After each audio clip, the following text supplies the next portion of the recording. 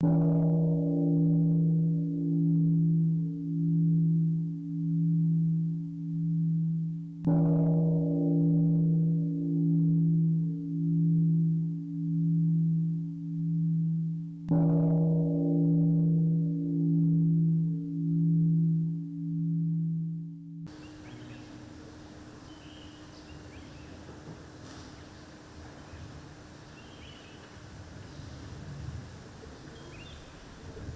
dear respected friends, brothers, sisters, and sons, for such a long time I never thought that we have our reference in person. For the last year, I've been down to my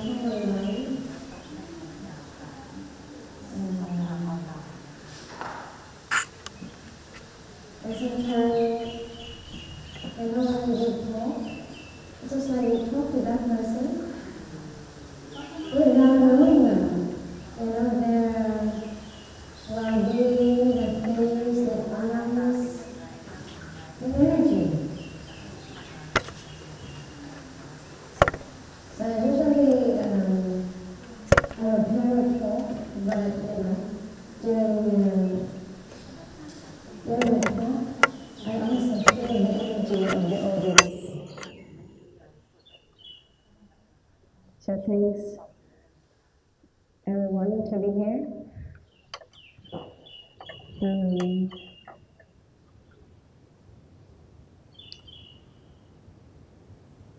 Somehow it's nervous also. If you give a dharma talk online, if you don't like, if you want to go somewhere, you just turn off the video and audios, and you go away. But when we be together in person, you have to be present. You have to offer yourself wholeheartedly to the person in front of you. So it makes the mindfulness stronger, and there's no way to escape. Maybe you could sleep well listening. Okay. So today, in the talk today, it's just like a message for all of us at the end of the year. So today is the 30th of December 2020. And time goes by so fast. And can you imagine that we have a rain retreat? We kind of call it not rain retreat.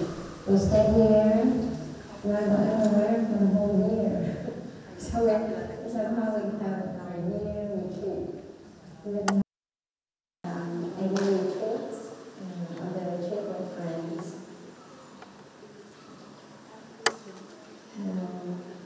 So when we come to the dharma,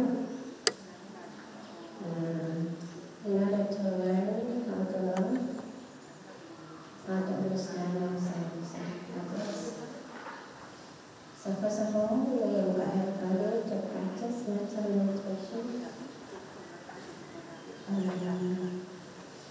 Because if we don't know how to love ourselves, we cannot love others. So invite everybody to sit beautifully, relaxedly. And because mental meditation is usually returned on, we let our heart talk for us. We don't use our intellectual mind anymore. because only our heart can feel the truth, the reality.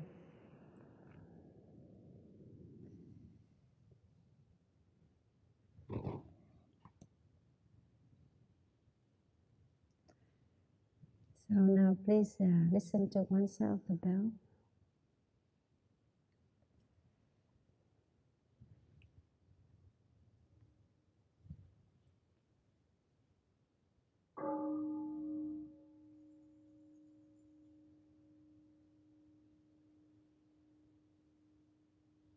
Breathing in, I establish myself right in this present moment.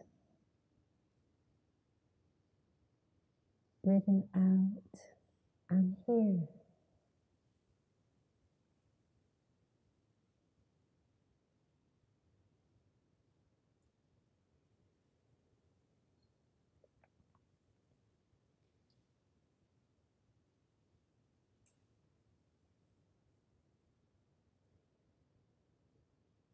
Take a deep breath. I feel myself right now in this moment.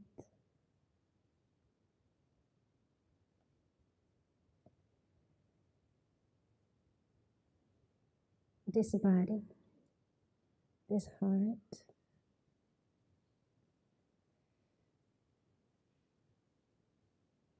are present.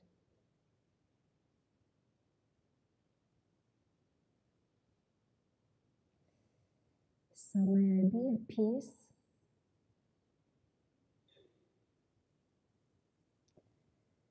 May I be healthy.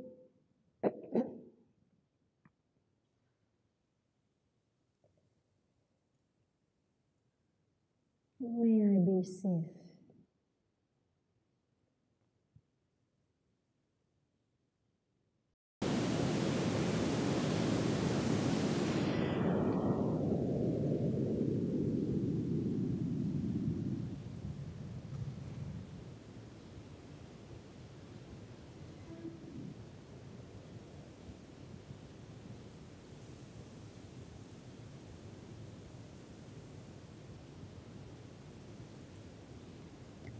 I am fulfilled my heart with love,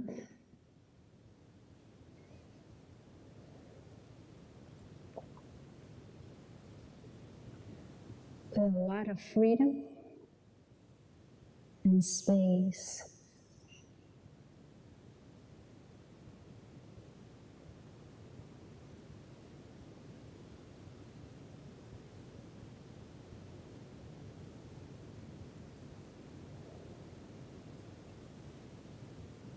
Even though that at the moment I still have difficulties, a lot of challenges in front of me, I still have sadness,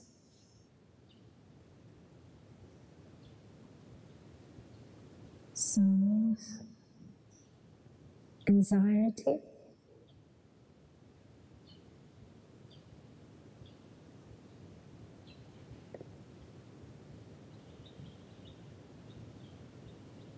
So my heart, full of love to embrace them all.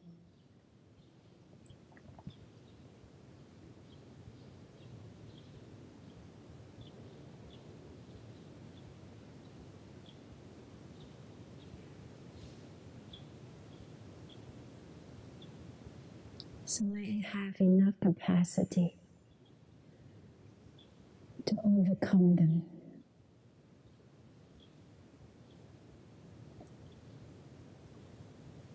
With great understanding, with patience, with gentleness, and with kindness.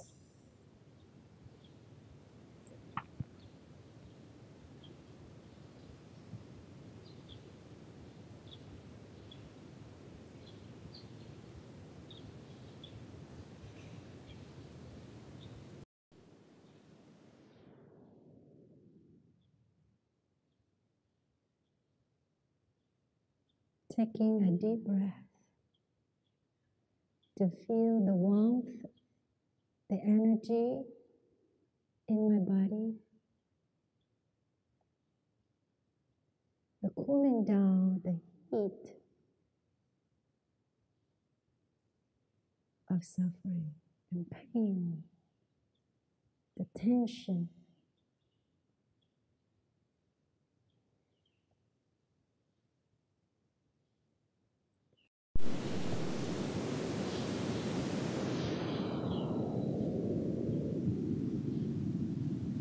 And then I can send this love, this warmth to the people that I loved.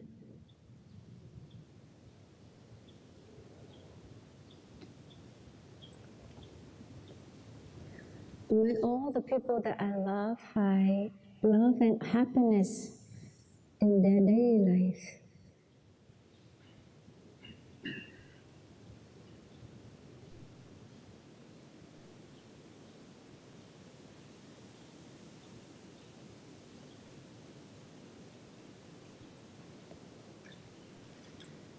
May they have strength,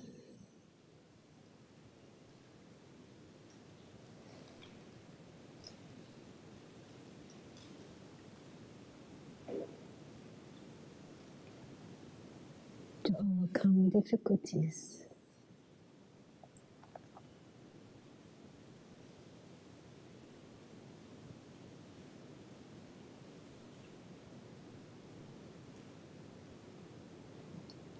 I know that in the world right now, there are so many uncertainties, grief,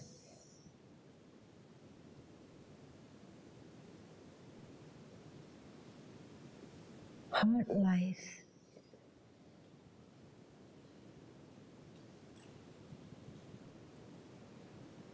So may all the people in the world be free.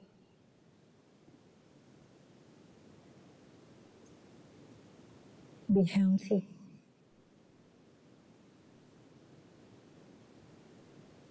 Not getting caught in COVID-19.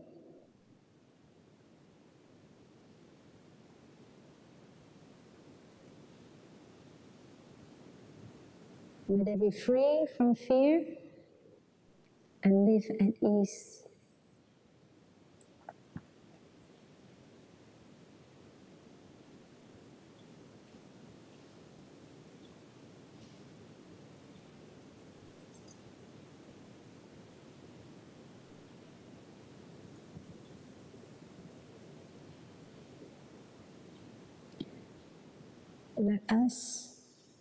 Let our hearts feel the pain.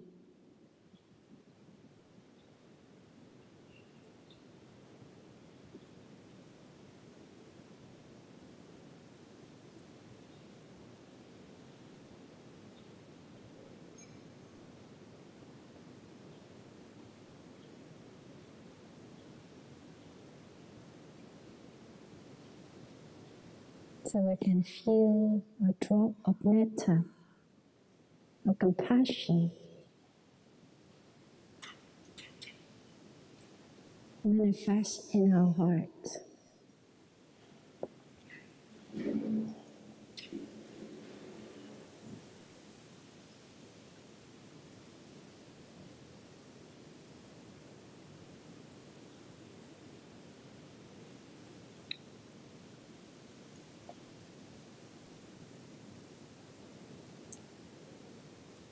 Take a deep breath.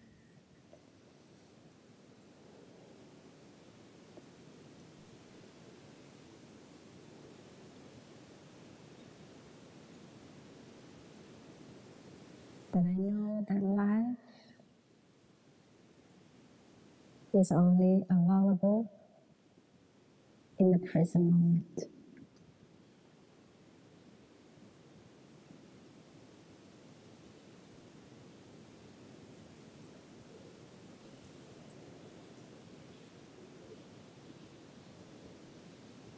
May I live fully in that moment.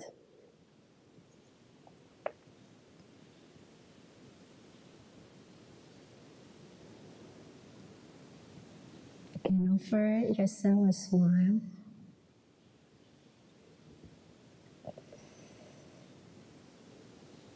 Because you feel at ease.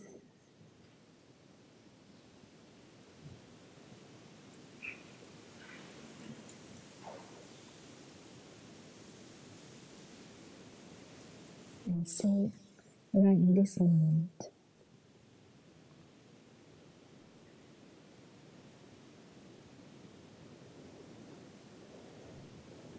So dear Sangha, this is a very small practice, small exercise.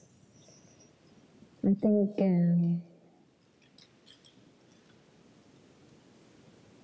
usually in Christmas time is a time that we offer gifts and presents and material things.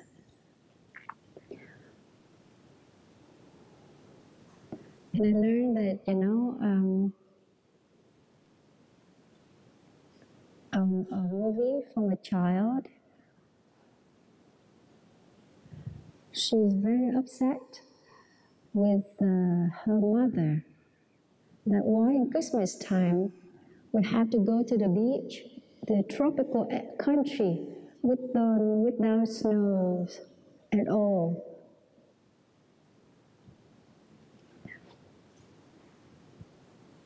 But her mother said that, dear child, at Christmas time, when we celebrate Christmas, it doesn't matter where we are, but the matter is who we are with.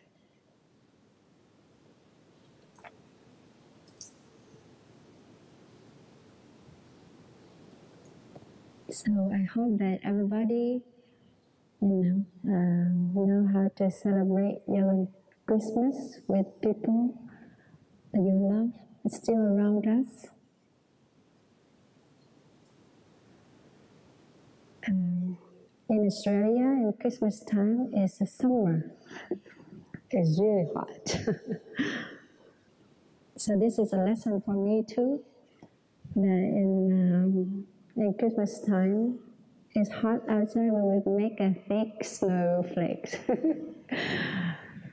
But for us, it's how we be with our loved ones.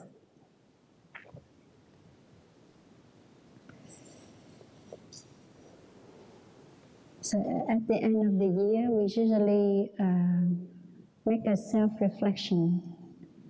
How we have been last year. What have we done for our well-being, our health, our mind, how much we take care of our physical body. And the question is, are we stuck? Are we still stuck in something? So it's time for us to give ourselves or offer ourselves some silent, quiet time. Just be alone to do a self-reflection.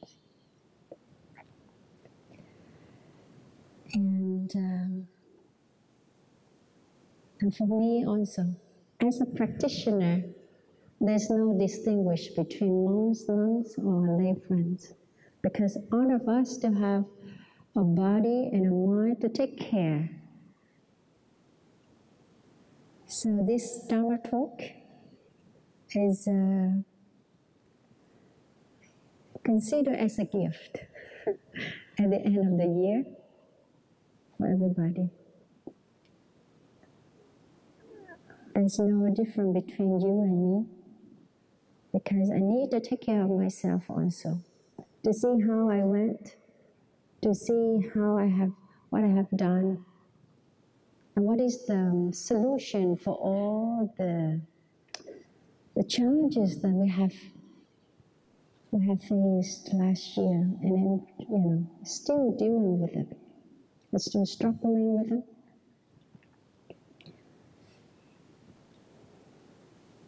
And I give the topic for today is, do you dare? Sometimes I've been with the practice and have living in a monastic life for more than 20 years.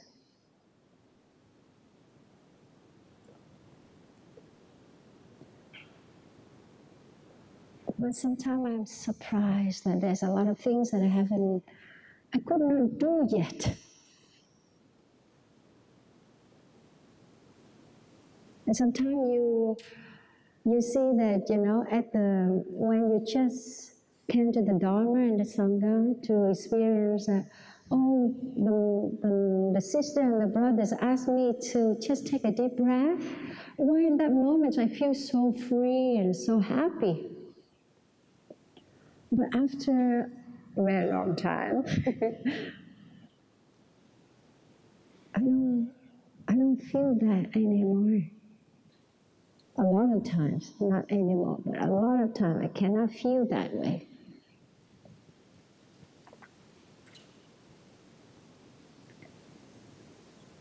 So somehow when we just encounter the Dharma, we really truly let go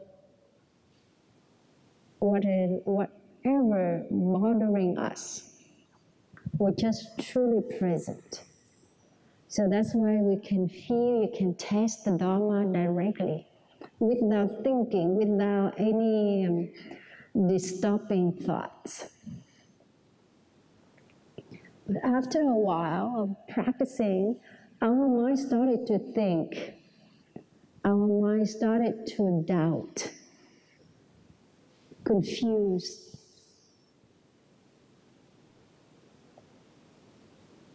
And then our mind's not free anymore. And somehow we have to challenge. Usually our language is really powerful. Whenever we have bad feeling, we talk. We talk a lot in here. But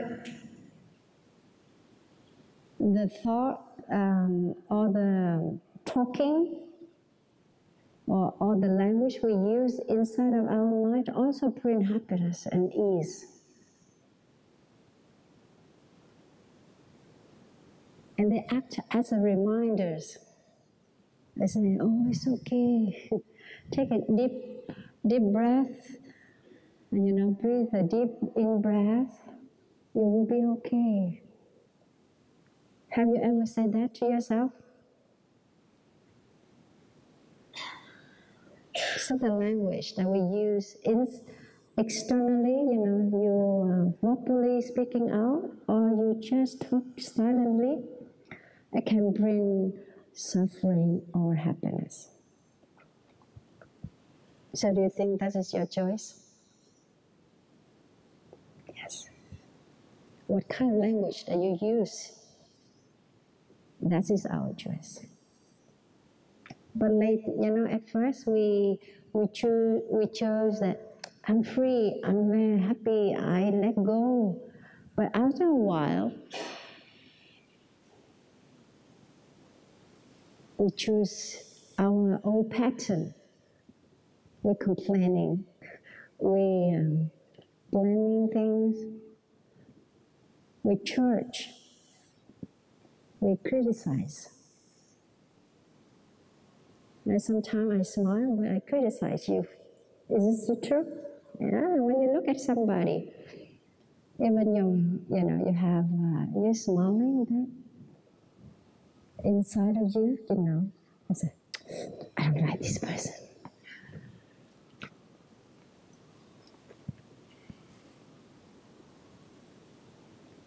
So it becomes an internal challenge.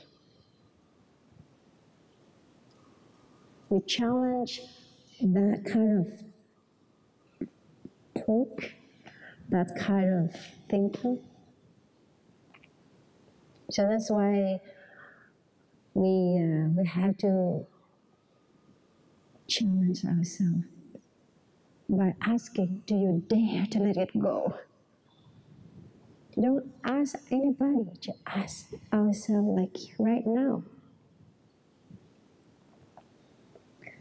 So I have some very interesting question for you to take it home, okay?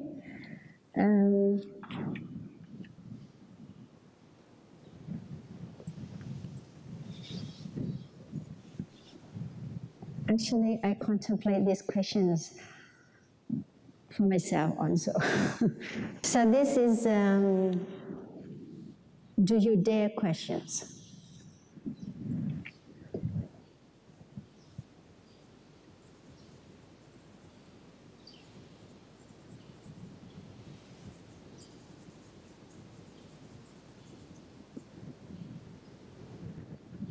Okay, first one.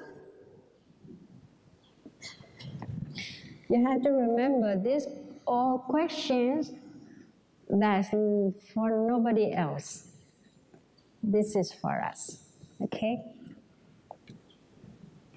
Do you dare to be still?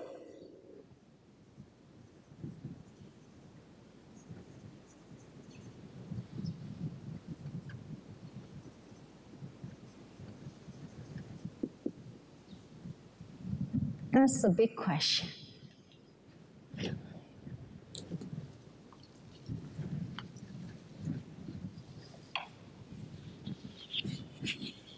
So now I'm asking you right now, are you still? You know, like in the morning, when you just wake up, everything's fine, very, very happy.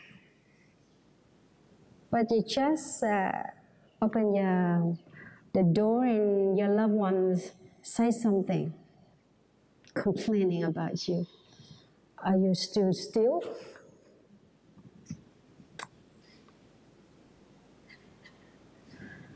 Be still is a great and very crucial element for us in order to be present. And the Buddha usually said, taught us about 8 kinds of winds, 8 kinds of challenges.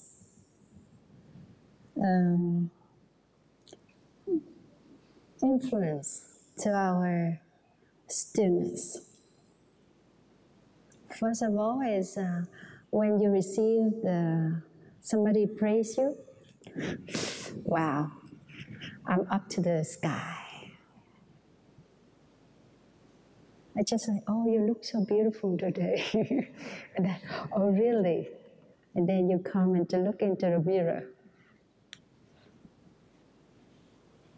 And if someone say that, you have done this and it's not good enough, how do you feel? Are you still have capacity to be still? That kind of wind started to blow up. Or the third one is you heard that somebody says something bad about you. Even you don't know who, you don't know what, but you just heard a third person said that.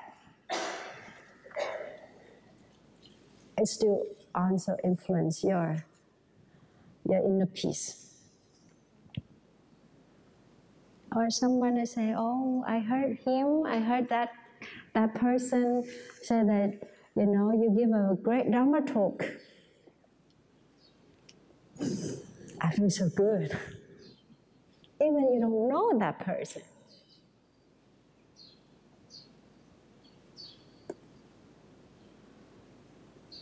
And what about when you come here, you feel that, you know, you get a lot of benefits from coming here, and you're so happy.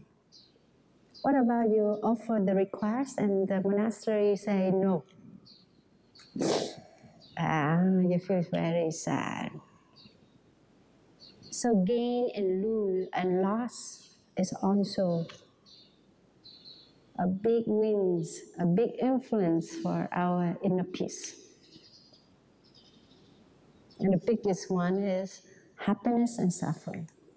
So this is kind of 8 influence on our practice. Influences to our inner peace. So you have to know that this kind of thing, the obstacles that we have to deal with it. We have to face it. That's the reality. And we get used to be up and down because of these influences. So much. Like when you come to the monastery and you see that person has been with, have capacity or a very close relationship with monastics, you're so envious. You would like to be, come to them and talk to them, but because of COVID-19, they have to keep you as afar. So don't talk. How do you feel? Yeah.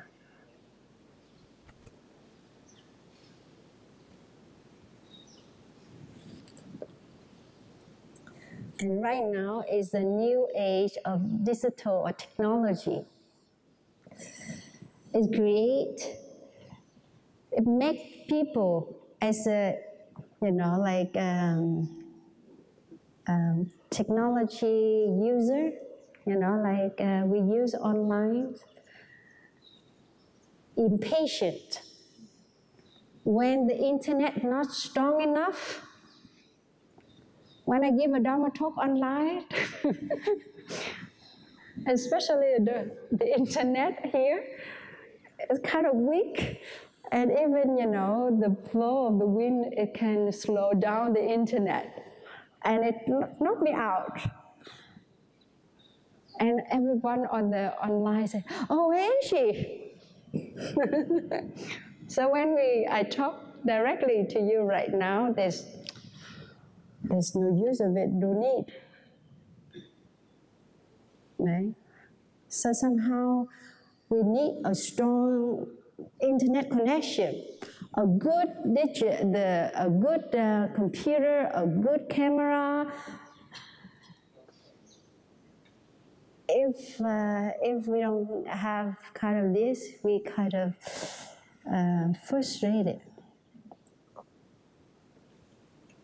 That's a new age of digital technology. And I encountered a lot on my online talk. So my friends in that time, they say, oh, they teach you how to be patient, how to be still.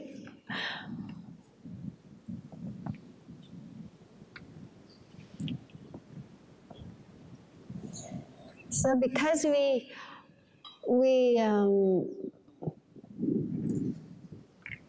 somehow we cannot ever be challenged so much to be still, the next question is,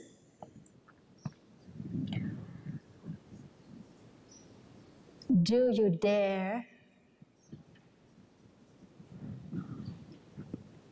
to be in silence? To be silent.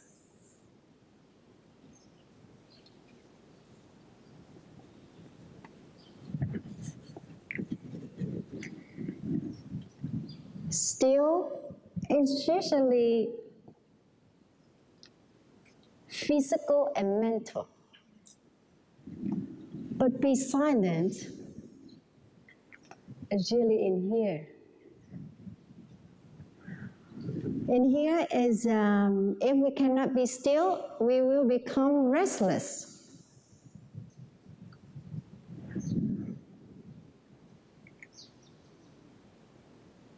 And if you cannot be silent, you become restless too. Your mind very noisy. Because of what? Because we have so many chats in our head. Because we cannot be still. Because the winds, it makes our mind as a, how I call a disco place, a lot of noises.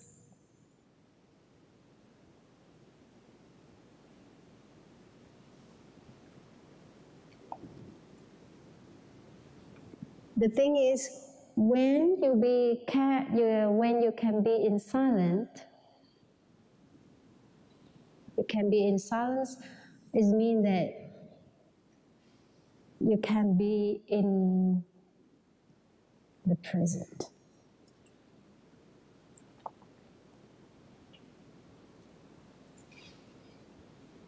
So that's why when you really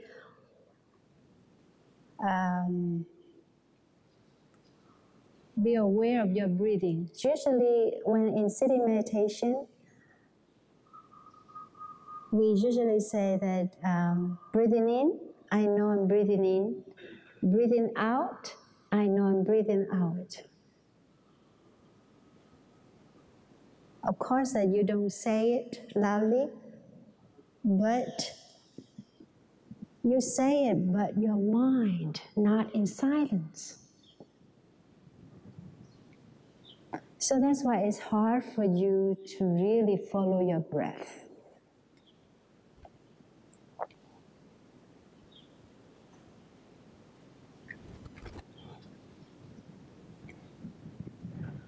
So it's the same with the question, do you dare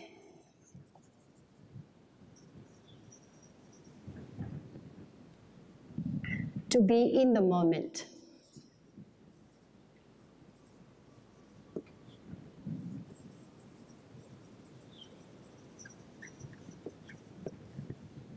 So these three questions, it helps us to live in the present moment. So I suggest that before you do sitting meditation, you do 3 steps, okay? First, this is before sitting. Before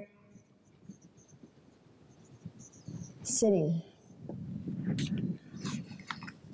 Ask yourself this question. And then 1 is relax your whole body.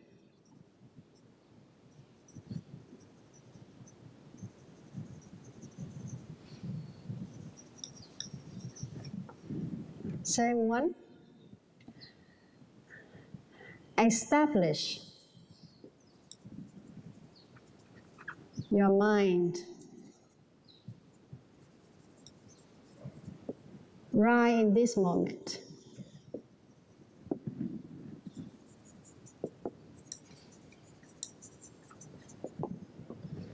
And the last one, very important, is be silent. This is the first 3 steps before you really feel your breath. But usually when we just sit down and follow your breath, your breathing right away, you feel that you're stuck here. You feel that you're struggling in following your breathing. Because your body is not really relaxed. Because you're moving a lot and then you sit down and you just focus on breathing, it is impossible. You need to relax your whole body to let the physical, something you can touch, have the time to rest first. So that's why the 3rd exercise in the Anapanasati Sutra is be aware of the whole body. And the fourth is calm all the physical or bodily activity.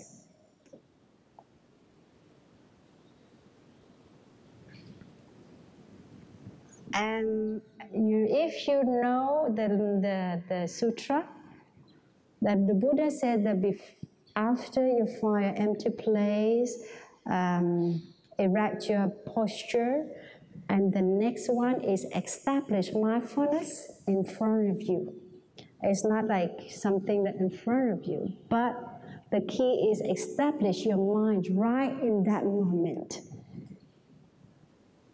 and be silent. Because if you have a noisy mind, you cannot feel, you cannot see, or you cannot be aware of anything. So that's why this question is really ask yourself that, am I right here, right now? I'm right here.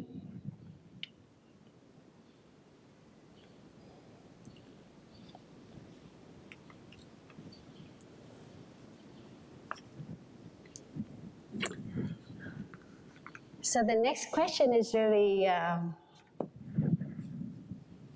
is the one that we pursue for a long time.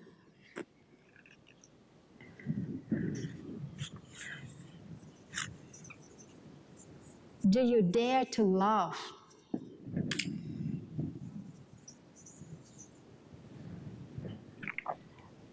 I'm usually asking myself that, do I love correctly? You know, someone, if you just have a romantic love, it's very easy, just one person, right? But as a monastic, live in a big community, you have to know how to love. If you don't know how to love correctly, you suffer a lot.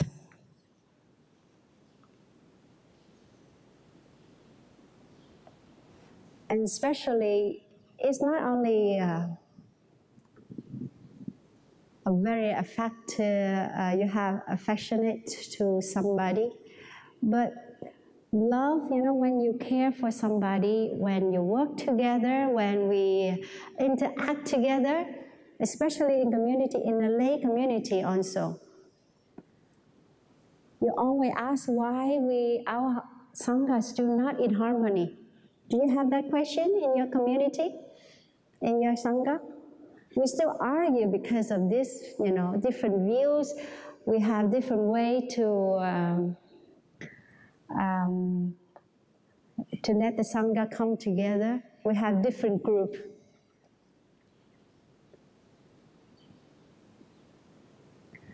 So the question is, do we love correctly?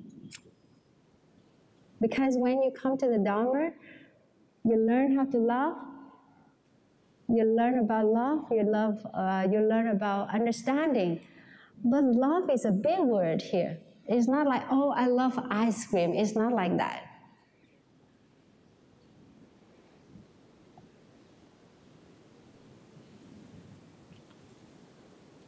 But to love for me is a big challenge. If you live in a community, if you be too close to one sister or one brother, they say, oh, you're attached to that person. So the community say, you need to be apart. And you suffer. And for example, if you're monastic and even you love somebody, it happens, you know. But I say that, you know, outside people, when they love each other, they can touch their hands, they can be together, they can lean on together, and they can talk freely to each other. But as monastic, you have to look from far. You just, you know, gaze that person and say, oh, he comes to the meal, and that's satisfying. And you're not allowed to hold hands, you know, because of 5 manners, because of the precept.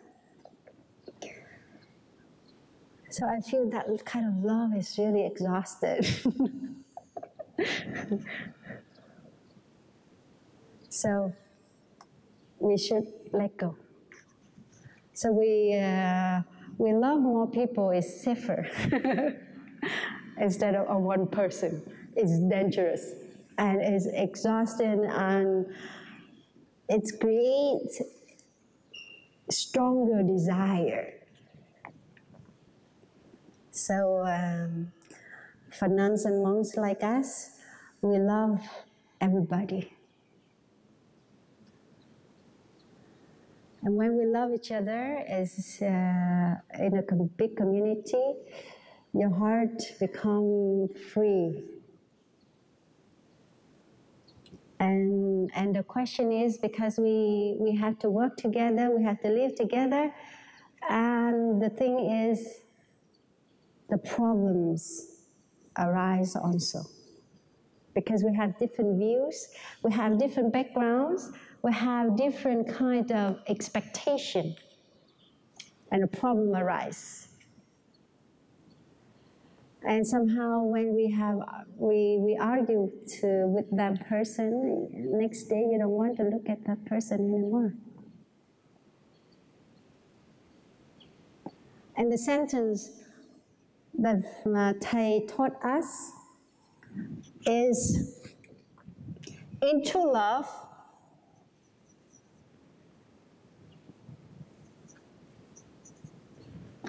there is no place for pride.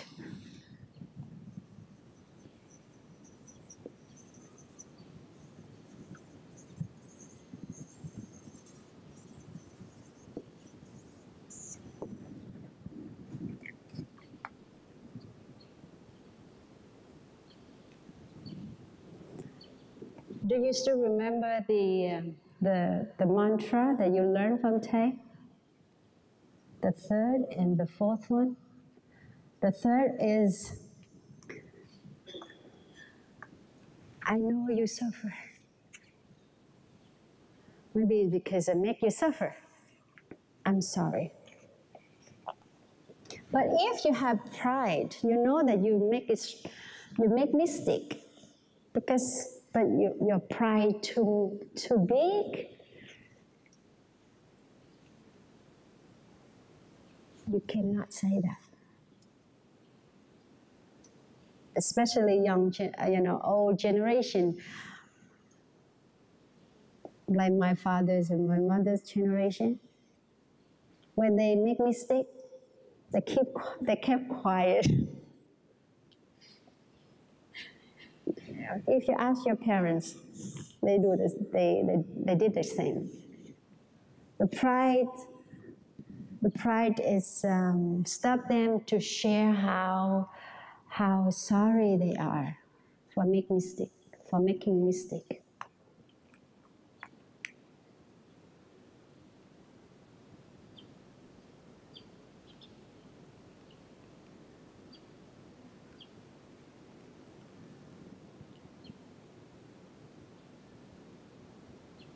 The clock chime downstairs. So breathe.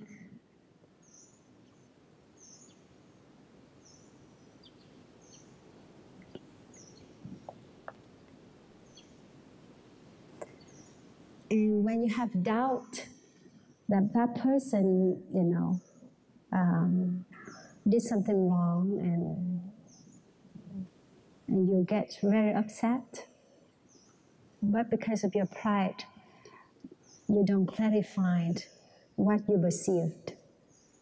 You just say, I thought, or I think he's like this, and she's like that.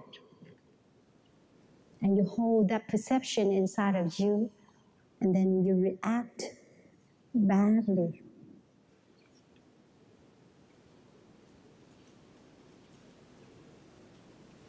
And for me, during my practice, when we have problems, it's hard for me that even though that person hurt me,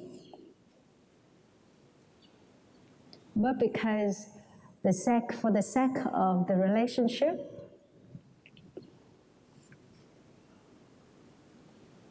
do I dare to come to that person to apologize? Because that person didn't think that she made mistake. And she reacted also. And she hurt because what I did or what I say, it did not according to what she expected. So do you dare to come to apologize?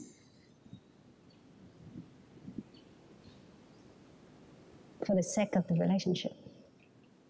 So that's why in the 14 mindfulness training, they say, we have to remember how precious it is about, of our relationship. If we really treasure our relationship, there's no pride in it. You have to come and say, I did wrong? That make you hurt, cause you hurt? If I did, I apologize. Because if you want to, the more we practice, you can see that it doesn't how much or how talented you are. You cannot do things alone. You need others.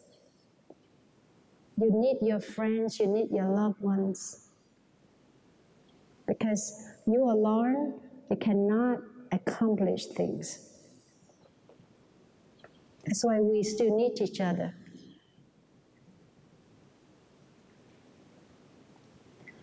So if you contemplate deeply, when we have problem in relationship, and there's still pride in us, pride will remind you what you have done for them. Pride will remind us how much they hurt us. And we cannot let go.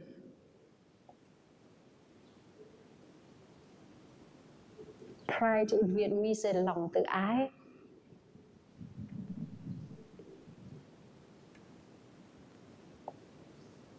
So even though how much we're close to that person, and that person is just accidentally say something that we don't like, we can, get upset very easily and don't want to talk to that person anymore, or keep a distance. Because pride. You cannot go to that person to reconcile because pride say that you hurt so much from that person. That person makes you hurt. So that's why Thai taught us that in true love, there's no place for pride. If you let go of your ego, you let go of your pride, there's nothing that you cannot solve.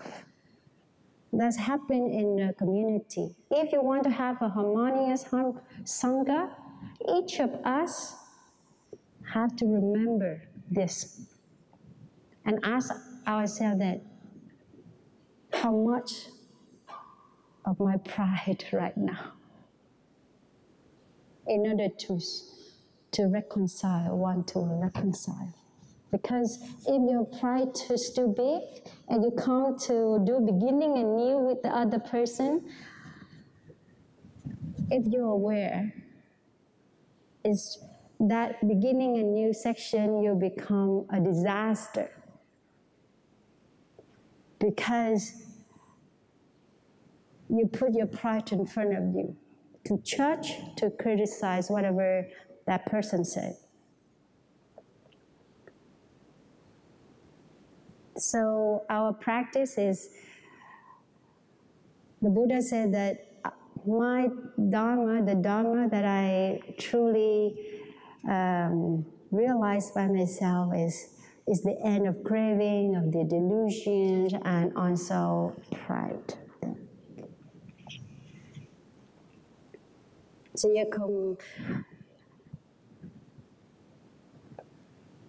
don't have to believe me, but try each time, because it's not easy to let go.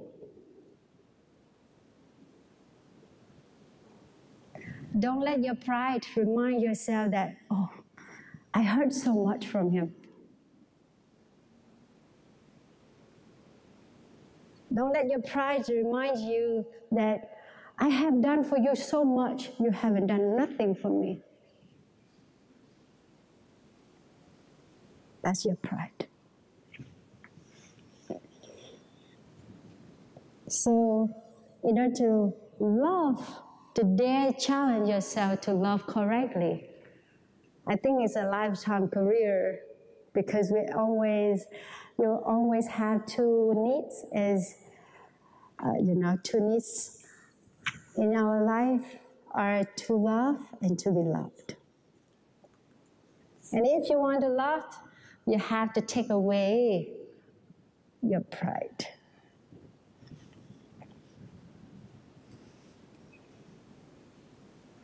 And the Buddha said that the teaching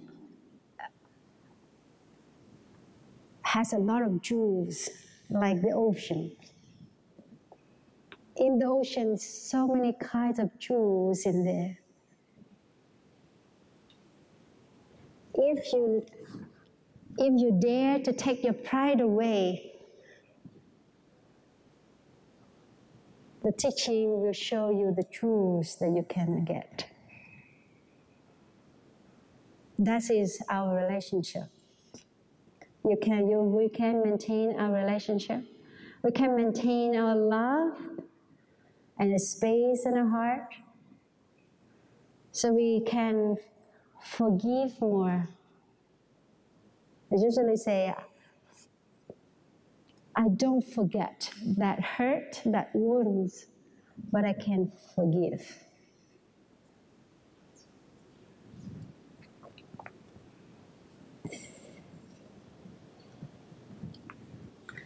So, you think that, is it enough for you to practice?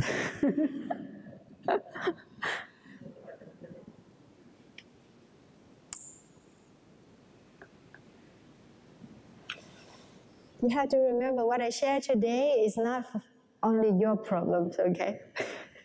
It's my problem too.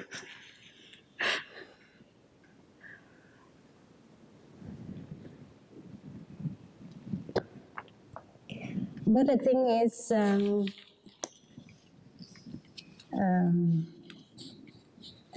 even though it's like that,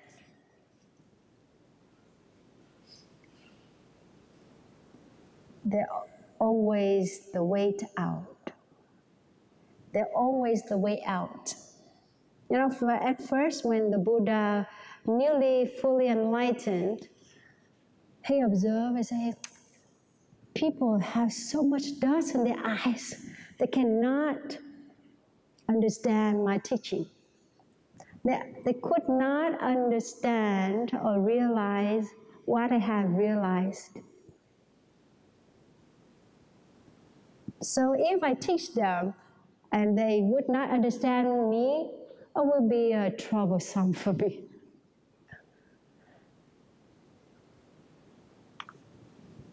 But there's a Brahma from the heaven heard that if the Buddha really, wanted not to spreading the teaching, that will be the end of the world.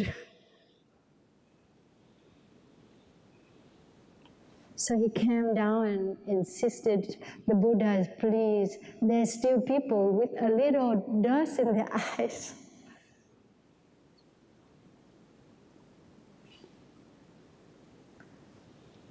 Because the Buddha said that the Dharma is hard to see, it's hard to realize.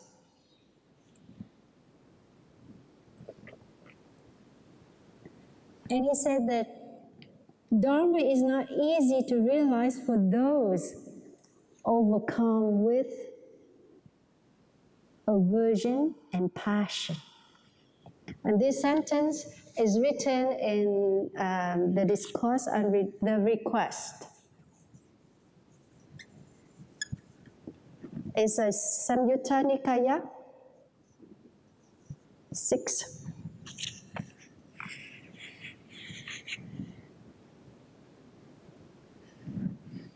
So in this sutra, the Buddha said, there's no way the people can understand.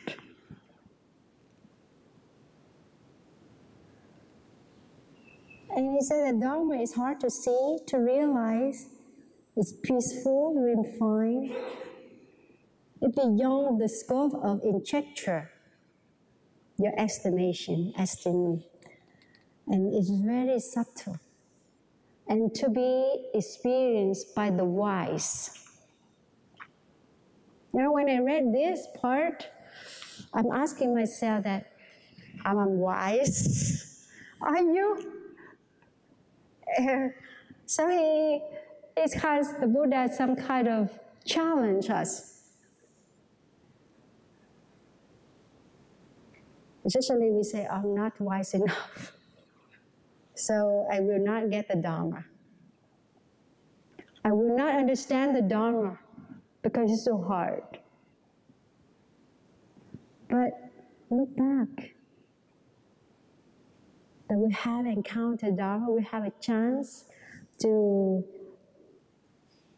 know the Dharma, to practice Dharma, and you have tasted how sweet the Dharma has offered us. A moment of peace, a moment of happiness, a moment of freedom. We have tasted.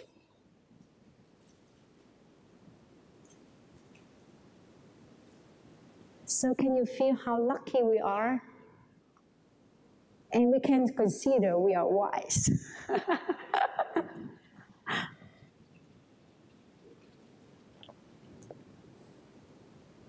So if you know that in the current or recent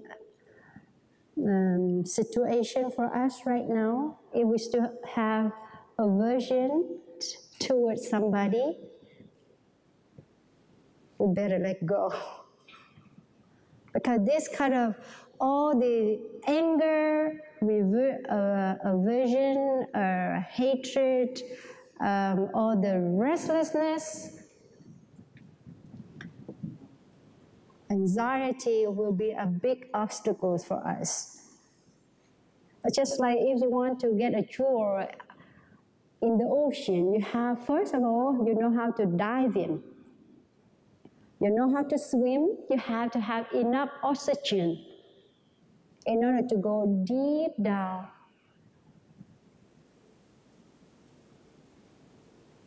To take the truth.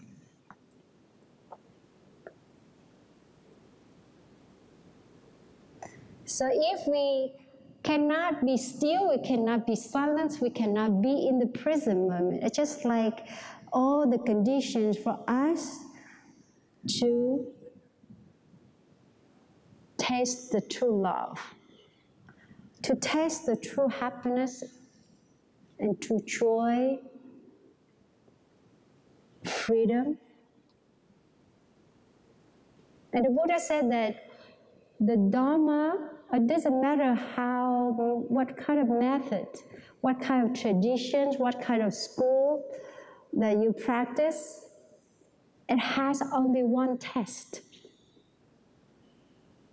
That test of liberation. It's just like, it doesn't matter that all the rivers, the stream, from where, but when it comes to reach to the ocean, it has no name, individual name anymore. And the taste is salty. So it means that it doesn't matter you're Thai or Vietnamese or you American. But when you practice, we will test the same test, which is liberation.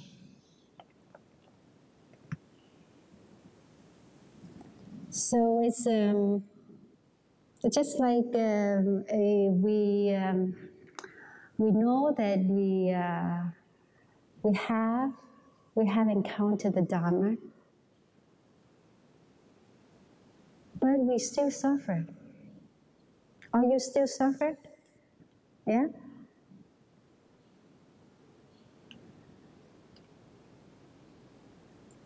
Do you still encounter difficulties and challenges in your life? Yeah. Do you still have,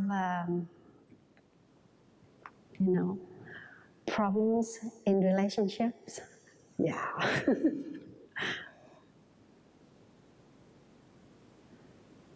So what happened? Why I'm being a nun for many years. You can ask yourself, I'm still when I'm a monk or a nun for many years, I'm in a practice with a practice of many years, and I still have problems. Do you still have problems, sister?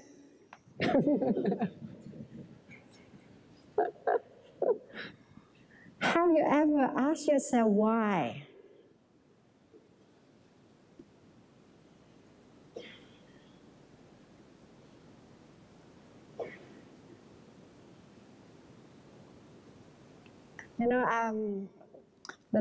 Our last rain retreat, I had a chance to have kind of solo retreat because we have 10 days, 10 lazy days after the rain retreat. Lazy days is mean that no schedule. It doesn't mean be lazy. You don't have work to do in community. You don't have any schedule to follow. So you have a very precious time to really take care of yourself. And these big questions always in my heart is why I cannot overcome this kind of difficulty? Why I still cannot hold my hot-tempered? Why I still get mad? Do you? Yeah. So these 10 days give me, a lot of space, a lot of time for me to contemplate. And I hope you have some time for yourself also. Because we're busy all the time. And we don't have enough time to really sit down and reflect.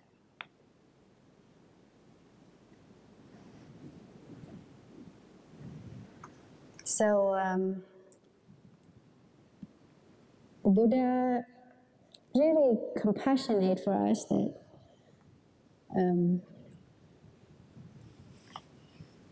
he said that his teaching, it's just like the ocean. It has a gradual slope. There's no sudden drop off. It's just like he said that the practice, there's no shortcut. So that's why it's have a gradual slope. So I say, have a schedule, a gradual training, gradual performance, gradual practice. And then when you have, you can penetrate into the right wisdom, it needs a long time of training. So our problem here is we're not patient enough. When we encounter difficulties, we yell out and say, why I'm still like this? But if you look back to the first time, that before you encounter Dharma, you're much better, right?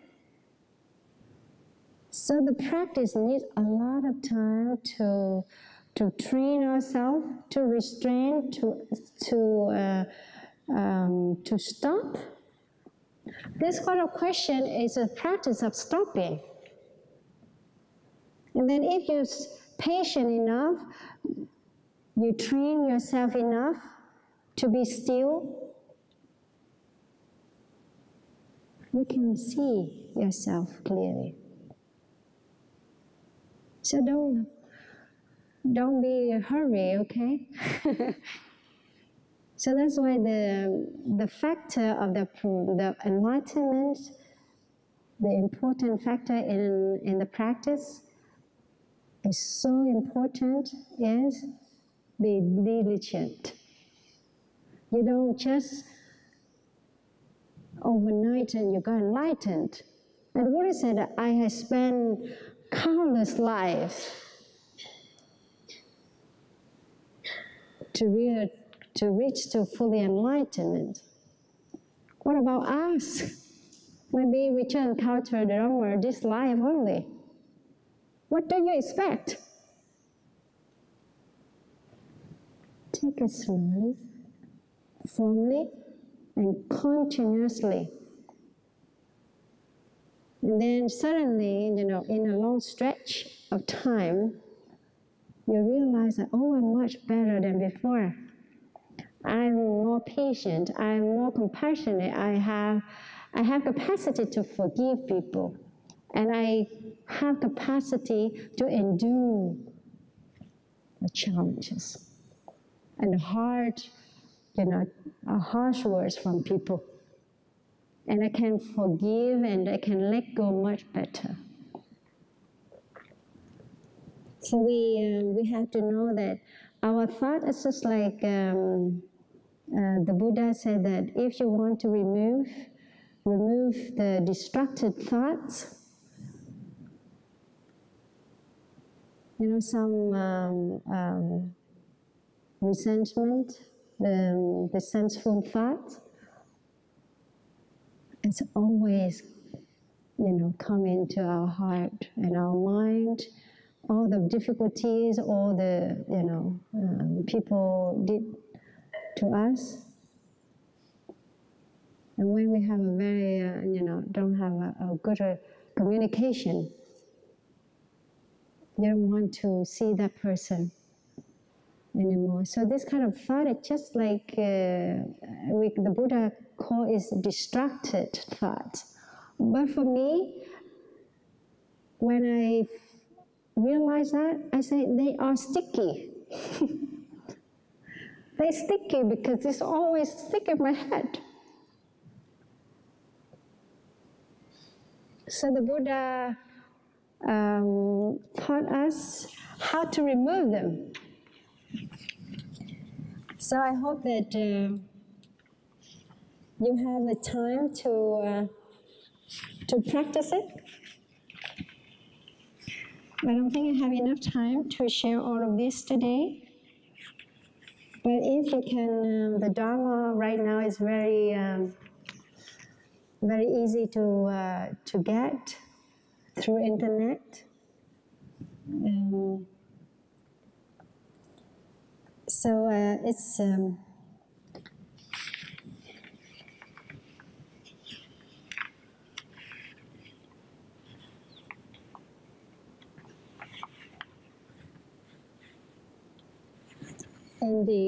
the sutra,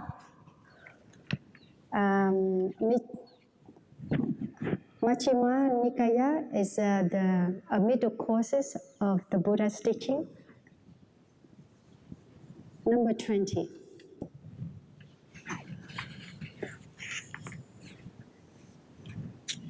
The Buddha call is the discourse on removing the destructive thought. Because it's sticky. It's sticky, it's stuck in our head, and that's why we still suffer so much. So that's why the Buddha gave us a stronger medicine. It's not a flu anymore, you know. It's some kind of thing that we need antibiotics to remove them. This sutra called Vitaka Santana Sutta. So if you search for it, and if we have a chance next time, I will share more about this. It said the sticky thought is really annoying. You know, this thought is really persistent and cannot let go. So you need to see a stronger medicine to remove them. So the thing is, we always have the way out. And the thing is, we have practiced a long time, and we still have a lot of challenges. So the great thing is, at the moment, especially this year, we have only 10 days more to end of this year. Let us to look back, whatever people or even the world have to,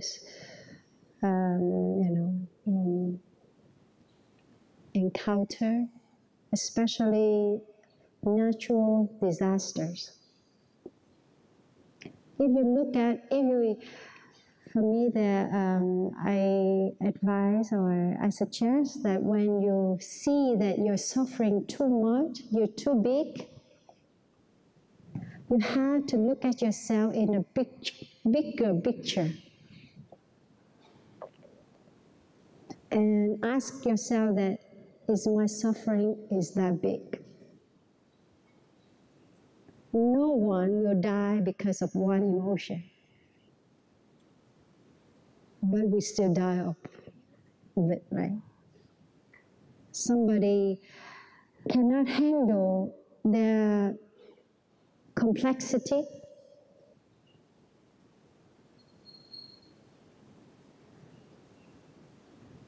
They suffer so much, they become depressed, and they can do self-harm.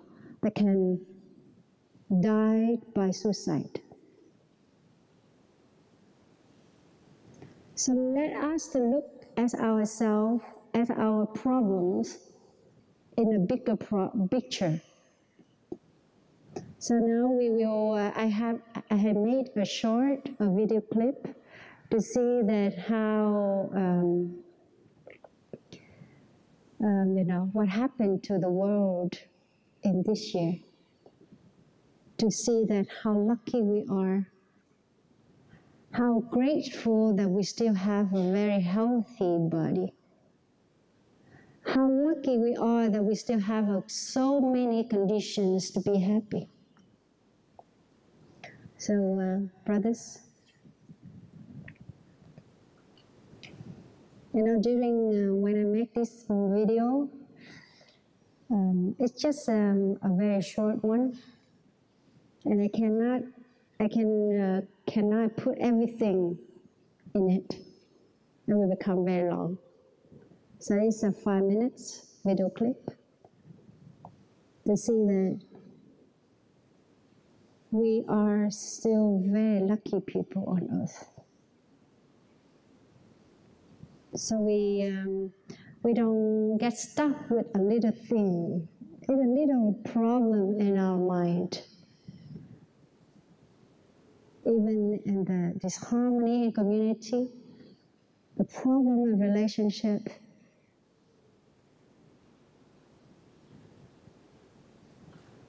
we can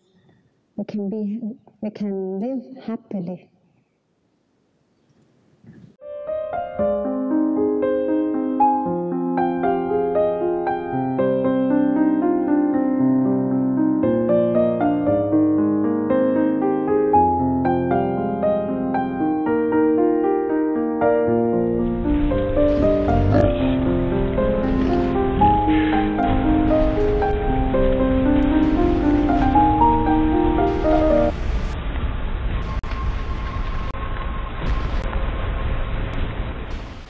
there have always been wildfires.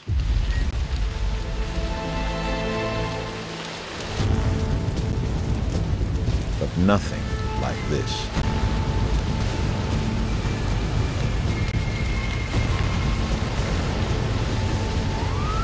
Take 88 to 1431. Request assistance. Over.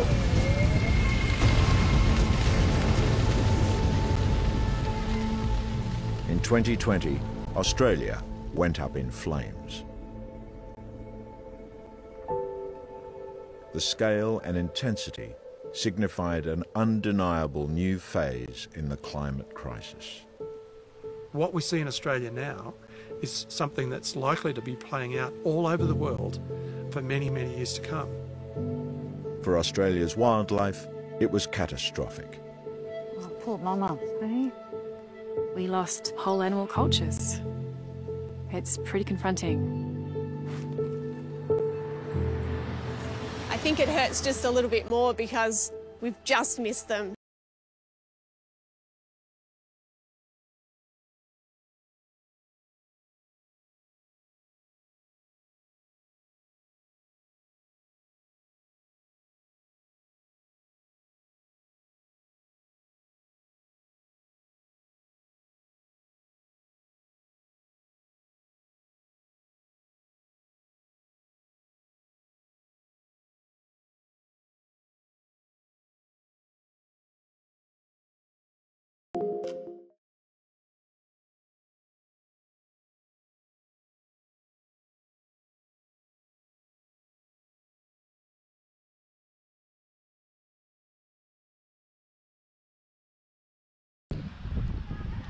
The scale of devastation is overwhelming. Days of heavy rain, floods, and mudslides in central Vietnam have swept away entire communities. Thousands have lost their homes, and millions are affected. In parts of Quang Binh province, the floods are inescapable. All these Vietnamese can do is stand on the roof of their home, waiting and hoping for help.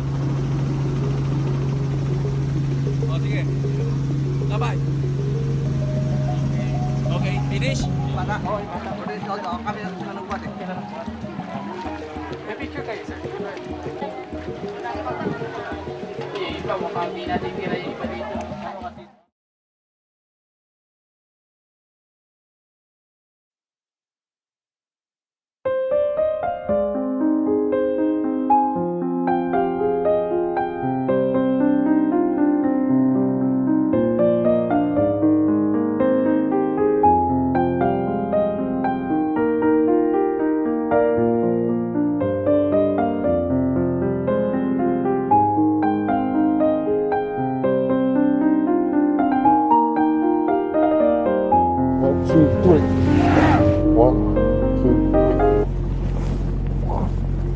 Gotta roll them. Before it was, you didn't really have a time to think about it. You just had to get it done. Now you get time to sit back and look at what you've been doing and start processing your feelings. That could be one of my family members. That could be me.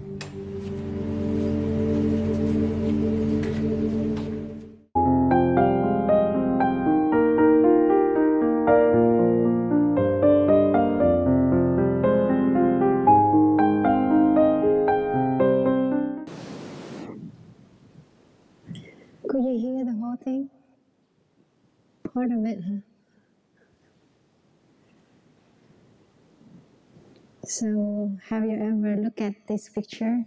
Which hole on the graveyard will be yours or be mine? You know that man who worked in the hospital who took all the dead body away?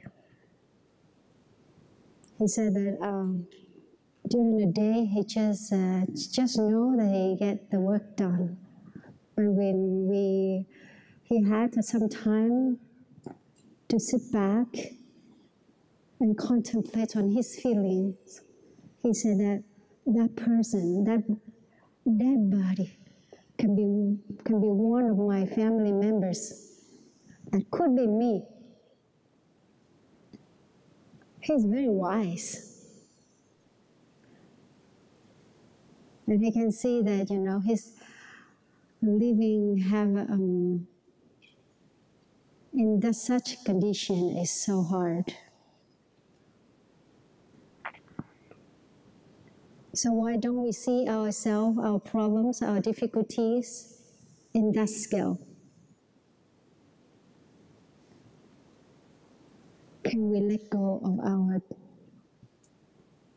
sadness, disappointment? Because when I look at the graveyard, I ask myself, oh, which hole will be mine? So when we look at people's pain and suffering, I see that my problem is just like one grain of sand in the ocean. It's too tiny. So I can see that my happiness right now I have is precious. Just being alive is enough.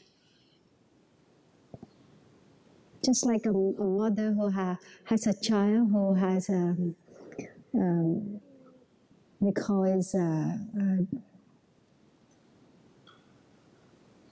disorder, have a depressed child. She said that I just need her to be alive.